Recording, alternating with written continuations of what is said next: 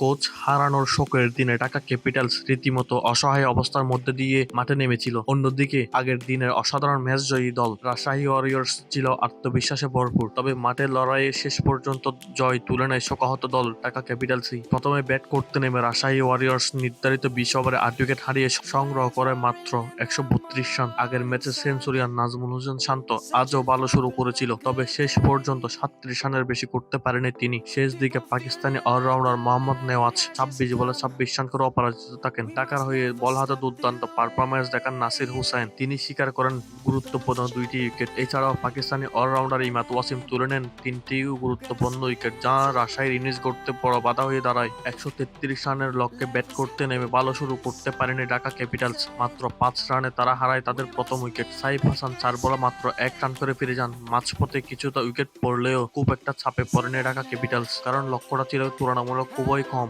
শেষ পর্যন্ত সাব্বির রহমানের জড়ো ক্যামিওতে জয় নিশ্চিত করে ঢাকা ক্যাপিটালস।